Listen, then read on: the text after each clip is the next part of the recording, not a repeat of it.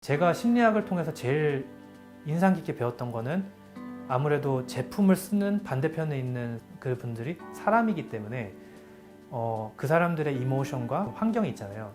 그런 것들이 되게 중요하다는 걸 많이 배웠어요. 네, 안녕하세요. 저는 지금 미국에서 디자인하고 있는 이근배라고 합니다. 매일매일 열심히 배우면서 모든 것들을 흡수하려고 하고 누구보다 열정이 강한 신생 디자이너입니다.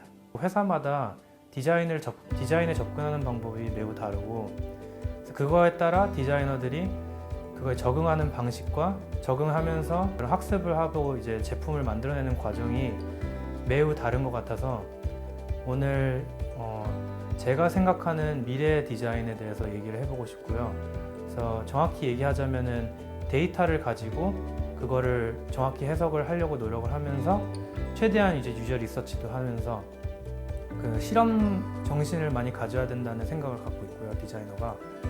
그래서 예전에는 뭐 심미적인 거나 아니면은 멋있는 거, 머신 인터랙션이나 좀 툴을 잘 사용하는 디자이너들이 아무래도 제가 학생 때는 그런 사람들이 되게 잘하는 디자이너인 줄 알았는데 실제로는 조금 더 문제에 접근을 빨리 하면서 팀원들을 이끌어 가면서도 데이터를 좀 더 잘 보면서 그런 걸 해석하고 그거에 따른 여러 가지 디자인들을 아무래도 빨리빨리 만들어내는 디자이너도 뛰어난 디자이너라고 생각을 많이 하거든요. 그 프로세스 중간중간에서는 손도 빨라야 되는 동시에 좀 생각의 전환이 빨리빨리 돼야 되는 것 같고 그리고 되게 curiosity라고 그러죠. 되게 호기심도 많은 상태에서 자신의 제품을 좀 더 그 당시에 있는 문제를 직면하기보다는 미래에 우리 제품이 어떤가 라는 것도 생각을 꾸준히 해야 되는 것 같아요.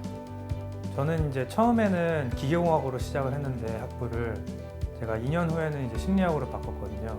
근데 이제 심리학을 졸업하고 나서 어떤 거를 할까 되게 고민을 많이 한 상태에서 심리학으로 갈 수 있는 방향들을 여러 가지를 고민해 보다 보니까 디자인이라는 게 눈에 띄더라고요.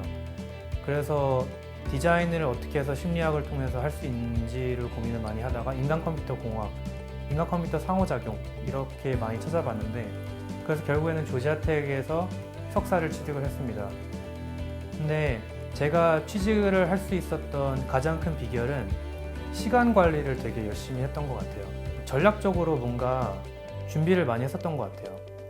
타임라인을 석사 2년 동안 나눠서 봐서 내가 1학년 1학기 때는 어떤 걸 해야 되는지 포트폴리오는 어떻게 만들어야 되고 회사에서는 어떤 인재상을 조금 더 관심 있게 보는지 그리고 제가 가고 싶은 회사에 취직한 사람들의 포트폴리오는 어떤 식으로 정리되어 있고 그 사람들의 배경은 어떤 건지 이런 것들을 최대한 정보를 많이 습득하려고 노력을 했었고요. 그런 방식들을 통해서 많이 얻은 정보를 저만 가지고 있었던 건 아니에요. 저는 멘토십을 되게 좋아하거든요.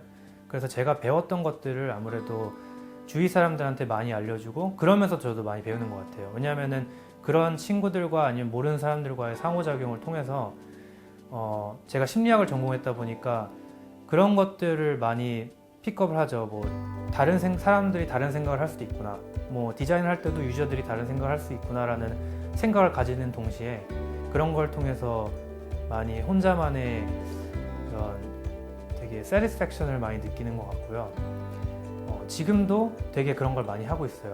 강연도 많이 하려고 하고 있고 인터뷰도 많이 하려고 하고 있고 글도 많이 쓰려고 노력을 하고 있지만 그런 모든 것들이 어떻게 해서든 제일 중요한 거는 실제로 제가 회사에서 일을 하고 있는 게 제일 중요하다 보니까 다시 돌아와서 시간 관리가 저에게는 참 중요한 스킬셋인 것 같아요. 그리고 프로젝트를 하는 동시에도 작은 프로젝트 같은 경우는 되게 빨리 끝나는 경우도 있고 쉽게 디자인을 빨리빨리 해서 내보내는 경우가 있는 것도 있지만 비전을 가지고 있는 프로젝트나 좀 더 오래 걸리는 프로젝트들은 그런 마일스톤들을 최대한 정리를 많이 하고 다른 사람들과 소통을 하면서 같이 이끌어 나가는 어프로치들을 되게 많이 하고 있거든요. 그래서 디자이너들의 스킬셋 중 제 생각에는 다른 직종들도 마찬가지겠지만 시간 관리가 되게 중요하다고 생각을 하고요. 그 시간 관리 안에 속에 있는 수많은 작은 스텝들이 나의 디자인 방향성을 좀 더 의미 있게 할 수 있게 있어서 되게 중요한 것 같습니다. 여러 가지 익스플로레이션을 할 수가 있잖아요. 디자인을 할 때 옵션 A, 옵션 B 여러 가지를 줄 수가 있는데 그 당시에 그게 과연 필요한지, 그걸 먼저 해야 되는지, 아니면은 주위에 있는 팀원들을 먼저 방향을 얼라인 시킨 다음에 의미 있는 디자인을 해야 되는지, 그런 것들을 체계적으로 생각하면서 자기가 정리를 잘 해야 되는 것 같아요. 주위의 친구들이 저한테 멘토십을 왜 하냐고 많이 물어봐요. 대부분 물어보는 것들이 너의 소중한 시간에 그걸 쪼개서 하면은 그거에 대한 ROI라 그러죠. Return of Investment가 나오는지, 아니면은 그 친구들 같은 경우에는 많이 도움을 줘도 연락도 안 오고 그런 경우가 되게 많다고 하더라고요. 특히나 제일 큰 문제점 중에 하나는 인터넷에서 찾아볼 수 있는 정보들을 커피 앤 페이스트가 다른 사람한테 똑같이 물어보는데 대답을 해야 되는지, 이런 고민들을 많이 얘기하더라고요. 저도 분명히 그런 고민들을 많이 했었어요. 근데 제가 이제 석사를 처음 알아보고 디자인을 처음 접했을 때 링크드인이나 아니면은 이제 콜드 이메일이라고 하죠. 이메일을 보내면은 아무리 이제 좀 열심히 이메일을 크래프트해서 보내도 대부분 90% 정도 이상 사람들이 대답을 오지 않았어요. 불행하게도 그때는 대답을 해주는 사람도 많이 없었고, 그 대답을 해주는 사람에 대해서는 정말 고마웠었어요. 그래서 그런 기분을 가지고 제가 만약에 나중에 취직이 되고 나중에 나한테 사람들이 리치아웃이 오면은 나는 꼭 대답을 해주겠다라는 그런 이제 사명감을 갖고 있었거든요. 처음에는 아무래도 석사를 갔었으니까 그 석사에 지원하는 사람들 연락이 많이 왔었어요. 그래서 그 연락 오는 사람들의 대부분은 석사를 어떻게 지원하는지 이런 얘기들 시작하다 보니까 오버래핑 되는 정보들이 되게 많아서 처음에는 그거를 노트에 적어놨었어요. 그래서 쉽게 그런 똑같은 질문들이 오면은 복사해서 붙여줘가지고 이제 좀 정보도 알려주고 했었는데, 그런 식으로 하다 보니까 이게 나를 모르는 사람들은 나한테 어떻게 연락을 할까라는 고민을 시작해서 글을 쓰게 됐어요. 그래서 석사에서 내가 배운 점들 이런 것들을 공유하다 보니까 자연스럽게 인턴십도 하면서 그 인턴십에 대한 경험담도 얘기를 많이 하게 되고, 지금은 취직을 했으니까 취업에 대해서 조금 더 학생들한테 도움을 주거나 그런 팁들을 많이 주려고 노력을 하고 있거든요. 그래서 근데 그게 거기서 끝나는 게 아니라 그 친구들이 저한테 메시지를 보냈어요. 너의 그 도움을 통해서, 너의 인사이트를 통해서 내가 인터뷰 때 이런 성공 신화가 있었고 정말 고맙다라는 얘기를 함으로써 제가 이제 소름도 돋고 되게 기뻤거든요. 근데 사실은 그런 도움을 준 친구들이 구글이나 페이스북이나 에어비앤비나 다른 회사들에 많이 있어요, 지금. 또 그 친구들끼리 서로 알더라고요. 제가 그 구글이나 이런 데 좀 놀러 가고 싶을 때, 좀 거기에 있는 회사에 일하는 분위기는 어떤지 좀 궁금할 때 쉽게 제가 거꾸로 리치아웃을 해서 인사이트를 많이 얻는 경우도 있거든요. 선의의 도움을 통해서 그런 네트워킹이 자연스럽게 되는 걸 보면은 되게 뿌듯하기도 하고, 내가 정말로 나만의 커리어를 위해서 내가 열심히 노력하는 게 아니라 다른 사람들과 같이 가면서 이렇게 조금 더 넓혀가는 게 되게 의미 있는 것 같아요. 제가 요즘에 강연도 좀 하고 글도 많이 쓰는 분야가 공감이라는 부분인데요. 영어로는 이제 empathy라고 그러는데, 공감이 그 어떤 제품을 디자인하는지, 그리고 어떤 유저를 상태로 디자인을 하는지에 따라서 되게 많이 다른 것 같아요. 이 얘기를 좀 더 자세히 드리자면, 제가 심리학을 전공을 했었기 때문에 사람들이 이제 많이 물어보는 게, 심리학을 배운 게 디자인에 도움이 되는지, 아니면은 심리학을 어떻게 적용을 해서 디자인 프로세스에 이제 그걸 살리는지를 많이 물어보는데, 제가 심리학을 통해서 제일 인상 깊게 배웠던 거는 아무래도 제품을 쓰는 반대편에 있는 그 분들이 사람이기 때문에 그 사람들의 이모션과 그 사람들의 비헤이비어와 그 사람들이 있는 그런 환경이 있잖아요. 그런 것들이 되게 중요하다라는 걸 많이 배웠어요. 그래서 디자인을 할 때 공감이라는 걸 되게 중요시하는데, 제가 많은 공감을 쌓으려고 노력을 하는데, 그런 경우 같은 경우는 유저 리서치를 이제 리서처랑 같이 따라가거나, 아니면은 제 제품을 사용하는 사람들을 근처에서 조용히 지켜보면서 그 사람들이 우리 제품 말고도 어떤 제품을 쓰는지, 그 사람들이 일하는 환경은 어떤지, 그리고 그런 사람들이 또 다른 툴을 쓰진 않는지, 이런 것들을 되게 많이 관찰을 하거든요. 이제 디자인 프로세스에 보면은 어떤 회사들은 유저 리서처들이 그거를 이제 리드를 해서 인사이트들을 많이 팀에게 공유하는 경우가 있지만, 저 같은 경우에는 그런 것들을 많이 따라가려고 노력을 해요. 그래서 실제로 이제 관찰을 많이 하려고 노력을 하죠. 이제 페이셜 익스프레션이라던가 그런 게 엄청 크진 않지만 뭐 얘기하는 그런 방식이나 다른 제품을 이제 예를 들어서 설명하면서 이런 제품이 이런 게 좋다 이런 미세한 것들을 캐치를 많이 하려고 노력을 해요. 근데 그게 말로는 쉽지만은 자기 제품에 대한 그런 바이어스도 많고 되게 듣고 싶은 정보만 들으려고 하는 경우가 많은데 심리학을 통해서 어느 정도 그런 것들만 들으려고 하는 리스크가 크기 때문에 리스크를 알기 때문에 최대한 그런 배운 거를 토대로 거기에 적용하는 경우가 많은 것 같아요. 그래서 공감에 대해서 되게 중요시 생각하는 것 같고요. 저 같은 경우는 실제로 그거를 통해서 제품의 성공을 많이 맛을 봤었어요. 공감 말고도 제가 요즘 생각하는 미래 디자인이라는 생각하는 방식이 있는데요. 데이터를 좀 이해하고 데이터를 통해서 디자인하는 거라고 생각을 해요. 저 같은 경우에는 뭐 다른 친구들도 요즘에 얘기의 화두가 그런 데이터 인폼 디자인이라고 얘기를 많이 하거든요. 그래서 그게 어떤 거냐면 예를 들어 뭐 전환율이 낮다 그런 식으로 생각을 하면 이 전환율이 왜 낮은지를 파악을 먼저 해야 되는 게 그 업무잖아요. 근데 그게 사실은 유저 리서치를 통해서 밝혀내는 경우도 있을 수 있는데 유저 리서처의 뭐 시간에 그거를 리서치를 할 수가 없다거나 그러면 이제 데이터를 통해서 최대한 어디에서 사람들이 제일 문제를 겪는 경우가 많은지 이런 것들을 많이 분석하려고 하는데 요즘에 제가 하려고 하는 방식들은 그런 가설들을 많이 수립을 해요. 왜 이 전환율이 낮은지에 따라서 가설들을 뭐 최대한 강한 가설들을 3-4가지를 한다면 그거에 따라 디자인을 최대한 시그널을 빨리 받을 수 있는 디자인을 많이 만들어내죠. 그래서 그 디자인이 비주얼리 뭐 인터랙션으로 통해서 이렇게 펄리시된 디자인이 아니라 쉽게 시그널을 받을 수 있고 리스크가 최대한 적은 디자인을 많이 하려고 노력을 해서 그걸 통해서 통계적으로 좀 확실한 결과가 나온다, 좀 긍정적인 영향을 미친다라고 생각을 하면 그 디자인을 좀 더 이터레이션을 통해서 펄리시를 해서 내보내는 경우가 많거든요. 6개월짜리 프로젝트를 하는 경우도 있지만 즉각 반응해서 실험을 통해서 그로스를 하는 경우도 되게 많은 것 같아요. 뭐 그런 문제점뿐만 아니라 사실은 제품에 대한 아이디어를 테스팅할 때 처음부터 끝까지 만드는 게 아니잖아요. 그래서 쉽게 어떻게 시그널을 받을 수 있을지를 팀원들끼리 많이 고민을 하고 그거에 따른 실제로 지금 쓰고 있는 유저들한테 나쁜 익스피리언스를 주지 않는 한에서 좀 빨리빨리 익스페리먼트를 하는 경우가 되게 많은 것 같아요.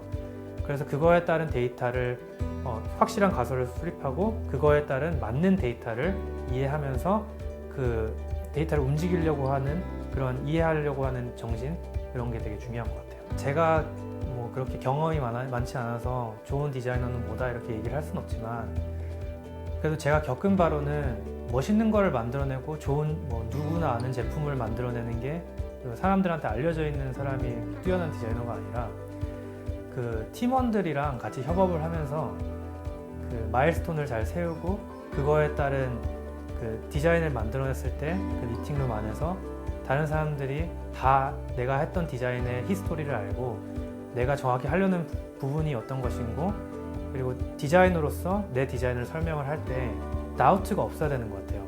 왜 내가 이쪽으로 디자인 방향성을 했고 왜 이런 디자인 프로세스를 선택을 했는지에 대해서 능숙하게 설명을 할 수 있는 사람이 뛰어난 디자이너라고 생각을 하거든요. 사람들마다 일하는 분야가 다르고 일하는 제품들이 다르고 회사가 다르기 때문에 그 분야에 따라서 자기가 겪어온 자기가 봐왔던 뛰어난 디자이너들이 다 달라요.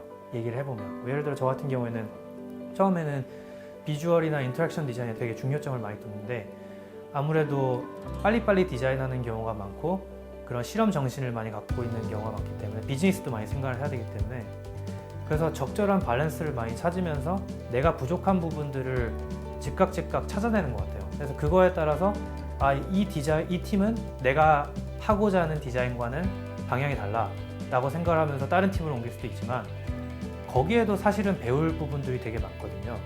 그래서 좀 가능성을 많이 열어두고 팀의 컨트리뷰션을 되게 많이 하려는 것 같아요.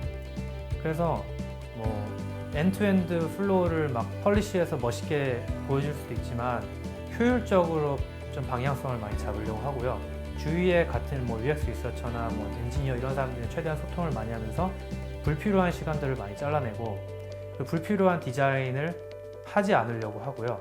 그 최대한 의미 있는 인텐셔널한 디자인을 좀 많이 만들려고 하고 있습니다. 제가 실무에서 디자인을 한 지는 그렇게 오래되진 않았기 때문에 아무래도 길게는 뭐 10년이나 아니면 짧게는 뭐 4, 5년까지도 실무에서 디자인을 해보고 싶고요. 데스크탑뿐만 아니라 모바일, 길게는 AR이나 VR, IoT나 이런 것도 경험해보고 싶고, 그 분야에 꼭 백그라운드가 있어야 디자인을 한다는 생각을 안 하거든요. 그리고 꼭 그 분야에 옮겨가려고 하면은 그 분야를 꼭 알고 있고 그 분야에 사용하고 있는 툴을 알고 지원을 해야 된다고 생각도 하진 않아요. 뭐 prerequisite이라는 게 있긴 하겠지만 그 분야에 지원하기 위해서 필요한 뭐 툴이나 스킬셋이 필요하긴 하겠지만 아무래도 디자인이라는 게 그때그때 툴도 많이 바뀌고 방향성도 많이 바뀌기 때문에 그때 배워도 늦지 않다고 생각을 하거든요. 저는 일단 뭐 아까 말씀드렸다시피 4, 5년이나 길게는 10년까지는 실무에서 일을 하고 싶고 매니저 역할도 한 번은 경험해보고 싶어요. 제가 멘토십이나 이런 걸 되게 즐겨 하다 보니까 제가 디자인 경험을 많이 가지고 매니저 위치에 됐을 때 다른 디자이너들을 좀 더 이끌어갈 수 있는 그런 것들도 되게 많이 고민을 하고 있고요. 그런 위치가 되려면은 아무래도 실무에서 경험도 많이 쌓아야 되고 제가 자랑스럽게 내세울 수 있는 제품들도 여러 개 만들어 봐야 되고 좀 더 다양한 디자인 프로세스도 겪어보는 게 좋은 것 같고요. 그래서 그쪽으로 경험을 많이 쌓고 있긴 하지만은 5년 후, 10년 후의 미래를 생각하기에는 뭐 어느 정도 생각을 하고 있지만 너무 먼 미래다 보니까 지금에 집중하는 경우도 되게 많은 것 같아요. 지금에 최선을 다하면 뭐 한 달 후, 6개월 후, 1년 후 차츰차츰 이제 길이 열릴 것이다, 뭐 기회가 생길 것이다라고 이렇게 긍정적으로 생각도 하고 있고요. 아무래도 디자인을 되게 중요시하고 좀 선두에 있는 회사에서 일을 하고 있다 보니까 트렌드에 대해서도 되게 가깝게 보고 있고 그거에 따라서도 한 달에 한두 번쯤은 제 미래에 대해서도 생각도 많이 하고 있는 것 같아서 시간이 해결해 주지 않을까 생각을 하고 있습니다. 제가 요즘 멘토십을 하면서 질문을 많이 받는 게 있는데 대부분의 많은 질문들이 이제 학생들에서 많이 학생들이나 뭐 한국에 있는 분들이나 근처에 있는 회사에 저 같은 레벨에 있는 디자이너들이 많이 질문을 하거든요. 내가 다니는 회사에서는 디자인 프로세스가 이런데 너 같은 경우에는 어떤지 이런 식으로 많이 질문을 하거든요. 아까 잠깐 말씀드렸다시피 요즘에 회사들이 너무 많고 그 안에서 있는 디자인 역할들이 되게 많이 달라요.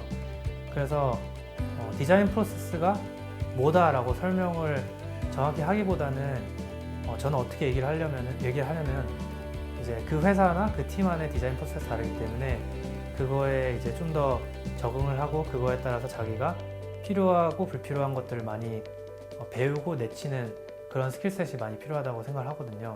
그래서 졸업을 하거나 뭐 학생들이나 이런 경우 보면은 좀 선입견을 가지고 회사에 들어가려고 하지 마시고 조금 더 가능성을 열어두시고 아니면 좀 더 디자인에 대해서 좀 광범위하게 생각을 하시고 자기가 일하는 분야에는 이렇구나, 다른 분야에서는 이런 식으로도 디자인을 할 수가 있구나, 뭐 얘기를 하다 보면은 서로 겪는 것도 다르고 디자인하는 방식도 되게 다르잖아요. 그래서 그런 것들을 좀 이해하면서 저런 식으로도 생각을 할 수가 있구나, 이런 오픈 마인드를 가지고 있는 게 조금 더 건강한 것 같습니다.